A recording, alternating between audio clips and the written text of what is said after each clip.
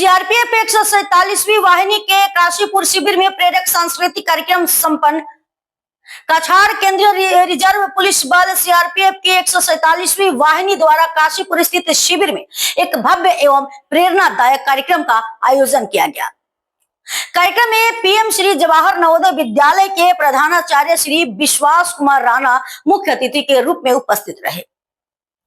अपने संबोधन में श्री राणा ने मानवता की रक्षा, समाज के सद्भाव, प्रेम और आपसी विश्वास को मजबूत करने की आवश्यकता पर बल दिया। उन्होंने सुरक्षा बलों की भूमिका सराहना करते हुए कहा कि ऐसे आयोजनों से समाज और सुरक्षा बलों के बीच संबंध और अधिक सशक्त होते हैं।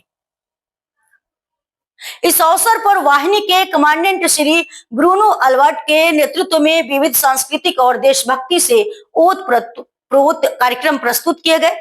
निवेदिता संस्था के बच्चों ने मनमोहक सांस्कृतिक प्रस्तुतियां दी। वहीं सीआरपीएफ के जवानों ने देशभक्ति गीतों के माध्यम से समा बांधा। कार्यक्रम के अंत में निवेदिता संस्था के प्रतिभागी बच्चों को सम्मान स्वरूप पुरस्कार प्रदान किए गए। कमांडेंट ब्रूनो अल्बर्ट ने सभी प्रतिभागियों को बधाई देते हुए कहा कि इस तरह के आयोजन समाज में सकारात्मक ऊर्जा का संचार करते हैं। गौरतलब है कि सीआरपीएफ द्वारा समय समय पर इस प्रकार के सामाजिक और सांस्कृतिक कार्यक्रम आयोजित किए जाते हैं, जो समाज के साथ उनके जुड़ाव को और अधिक सशक्त करते हैं। हुए फूल किताबों में मिले, यहाँ एक खास लाइन है, आप अगर प्लीज ले पाए, मैं उसी के साथ अपनी वाणी को विराम दूंगा। आज हम दार पे खींचे गए जिन बातों के लिए, दार दो तरह से क्रूसीफाइड करना, किसी को शूली पर लटका देना, वो भी दार कहलाता है, और सरेआम किसी को कैपिटल पनिशमेंट देना किसी राजपथ पर या किसी गवर्नमेंटल रोड पर या एक बड़े रास्ते पर किसी को खींच करके लाना, उसको भी दार पर खींचना ही बोलते हैं उर्दू में। कि अब के हम बिछड़े तो और इसमें शब्द आएगा निसाबों में।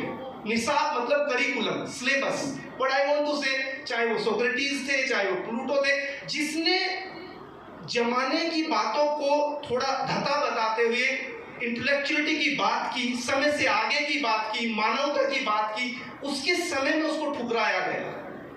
आने वाले 50-100 सालों के बाद जब लोगों की समझ बढ़ी, जब उनको समझ आया, तब उनको किताबों में पढ़ाया गया। उस समय उन व्यक्तियों को, उन पर्सनालिटीज को या तो क्रूसीफाइड कर दिया गया या कैपिटल पनिशमेंट दे दिए गए।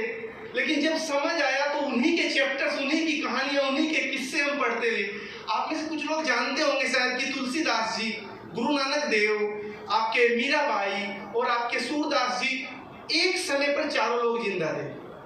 कोई 92 साल की उम्र का था, कोई 12 साल की उम्र का था, कोई 25 साल की उम्र का था, लेकिन एक समय पे जिंदा थे।